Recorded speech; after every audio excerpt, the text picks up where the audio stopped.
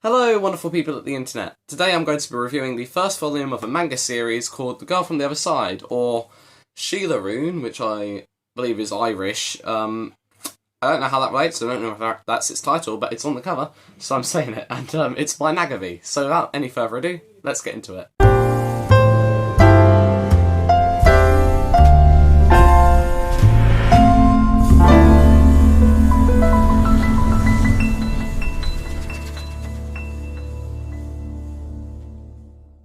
Okay, so The Girl from the Other Side, I picked this up in a bookshop called Foyles recently because I saw this lovely deluxe edition. It was the second one of these, and on the front it had these two characters, and they were in like a nice wooden kitchen and they were cooking, and I thought that looks really cute. I want to give this a try, see if it's my cup of tea, see if I'm going to read the whole thing. So I got this. I gave it a try, and it was my cup of tea. So I'm going to be reading all of these, although not anytime soon because I have no money because I spent it all on books. But come Christmas time, I will be able to afford, hopefully, all of the deluxe editions, and then I can read them all and review them. But this in particular, I really like this, and today I'm going to be explaining why I did. Now, I'm going to be going into full spoilers for this first volume, because I want to talk about all the things that I thought were good and all the things that, make me excited to read the rest of it. So spoilers for Girl from the Other Side. If you haven't read it, I recommend you do. In fact, this was, I really recommend reading this. This was really cute and nice, and I think you should go and read it if you like fantasy, if you like manga. This is worth a look. This is really nice. Okay, so what did I like? Well, first talk about these two characters. Now, I am a sucker for the kind of trope of having the hardened or kind of gruff older character being coupled up with the young and naive younger character. I like Geralt and Ciri. I really like Joel and Ellie from Ellie from The Last of Us. I dig this trope, and it always makes me happy. So this on the cover, this guy looks pretty dark, this guy looks pretty light. So that was one of the reasons I picked it up, and it was that. It was the older, kind of wiser, and kind of sad. It's not like a Joel and Ellie situation where this guy is really traumatized and flawed as a person. This guy seems, kind of like he's got a dark past, but he's not really Geralt or Joel, but he is a darker character than Shiva, and there are quite a few mysteries set up with him that I'm sure are going to be solved throughout the rest of the series. He's called Teacher, by the way. This guy is only known as Teacher, but he's great. And then we've got Shiva, who is a girl who has who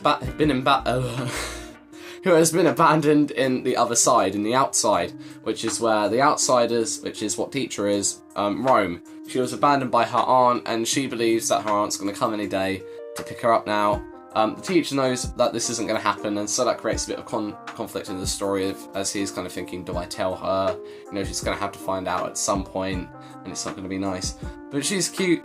She does the role of, I'm innocent, and I'm going to have to be protected by this older character quite well, because that's what we like. We love that trope, and I like seeing how these characters influence each other, how the younger character helps the older character come out of their shell, and how the older character teaches the younger character the do's and don'ts of life. It's just so nice, and you can see it set up here. It's going to be so good.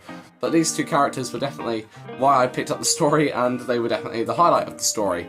But another thing that I really liked about this book, and something that I didn't see coming, was the story. Now, I know this is 12 volumes long, which is the same length as Death Note, and Death Note has definitely got a story, so I should have thought, this is going to be more than slice of life the whole time. But the first half of the book was exactly what I thought it would be. It was these two characters, there's a bit of conflict in like, how you got here, we need to do this, we need to do that, and things like that, but there wasn't conflict on the level of a normal, regular, like fantasy story. And then in the second half, it all kicked off. Now, it turns out that there are two gods. There was a nice god and a bad god. The god of light got angry at the god of darkness for ruining everything that it had set up. So it stripped away all of its powers and made it look ugly, as far as I could tell. And then that made the dark god angry, so it made a curse that it spread to others, which meant that if the people with the curse touch someone else, then they turn into an outsider, which is what Teacher is. and then that meant that the light god was like, ah, so it made a wall that separated the people who aren't cursed from the people who are cursed on the outside, so the inside and the outside, and that's the setup of the story. All the humans, which Shiva is, live on the inside, all the outsiders live on the outside. But that was like, oh, got a bit of world building, that's pretty snazzy, and then it got even better with, there's the teacher goes out in the middle of the book in the night to where he saw an outsider, and he finds dead bodies in the woods, and I was like, oh, mystery, how'd they get there? And then slowly it's revealed with this subplot of these guards in on the border of the inside and the outside. There's been an outbreak of the curse inside the city, and so they've killed people who are believed to have the curse and are dumping them in the outside. And I think it's kind of hinted that these people are still alive and become outsiders, which is why the teacher was in, because when teacher and Shiva went to this town near where the bodies were dumped earlier, they saw an outsider, and the teacher was like, huh, and then he went and looked and there were dead bodies. So I'm guessing that means that the dead bodies, some of them might still be alive, or they all still turn into outsiders and then roam the outside.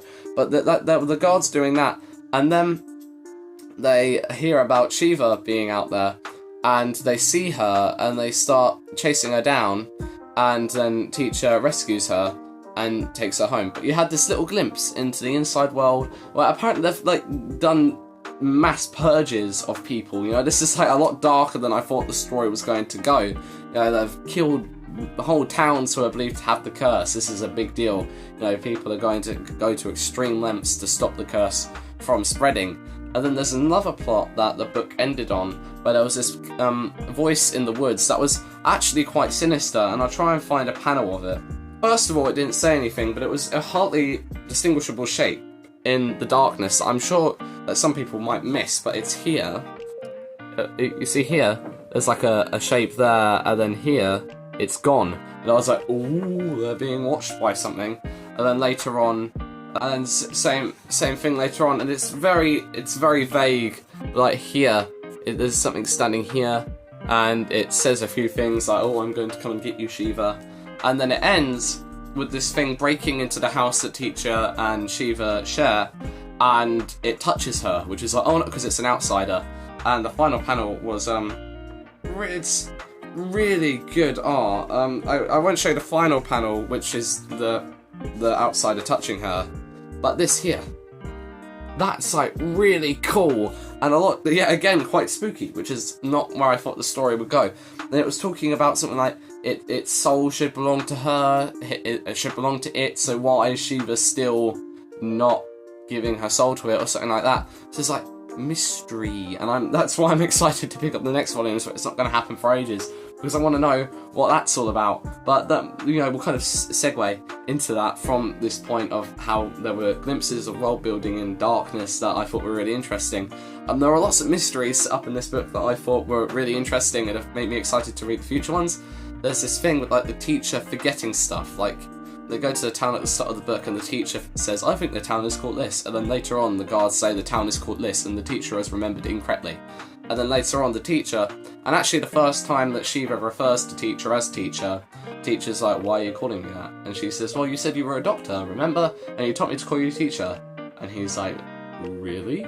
So he's forgetting stuff, and I'm thinking, because there was like a vague flashback in the middle of what sounded like an outsider being shunned by society and it pleading, so I'm thinking that either he was reading a notebook, so either that was what was in the notebook, or it reminded the teacher of what happened to him, because I'm fairly certain that he's going to turn out to be someone who got cursed, because that's how the outsiders work. In fact, that's what he is. He's a person who got cursed, but he's forgetting stuff, and so I think he's losing his humanity, and so maybe there comes a point where you become just a monster, and so that's something that's going to be, you know, causing conflict later on. And then there's Shiva being touched. Is she going to become an outsider?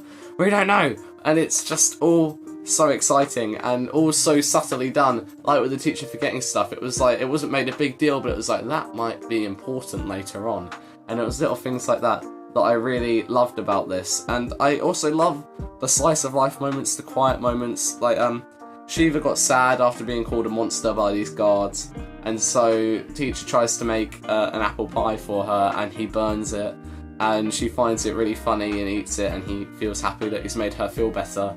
And it's just like, oh, you know, it was things like that as well that I wanted from this book. And when things weren't happening, there were the quiet moments where it was very little dialogue, just small talk between the characters and just their daily life happening. And they sometimes had these big, wide panels, whole page panels of things going on, like with the outsider and later on. But there's this bit where Shiva gives the teacher a flower crown because she's like, one day I'm going to leave, and so if I give you this, you won't be lonely. And it just gives you a big wide shot of him looking at her after she's put the flower crown on him. And it's just like a sweet moment, and it feels so quiet and calm, and just in general, the atmosphere was wonderful. So that's why I like this book. In fact, I have nothing bad to say about this, so Andrew Garfield's going to stay on his positive side. It was just exactly what I wanted it to be, and also a bit more, which is also really exciting. So, not anytime soon, but eventually I will be coming back to this series to, you know, review the rest of it. And as I said, I really recommend it, even if you've got this far and I've spoiled it for you. I haven't spoiled the rest of it for you. So please check this out. It's really sweet, it's really cute, and I think it'll make you happy. Okay, so thank you for watching. I have nearly finished Frankenstein. I'm nearly there, and I actually don't hate it anymore, which I hate because I'm like wrong, and it's like, I was stupid. But yeah, I should finish it by next week, but I'm not entirely sure. It should be done. I want it to be done by next week. If I can get my head down and read, then it should be ready for next week. Otherwise, I'll find something else to talk about. So thank you very much for watching, and I'll see you then. Bye.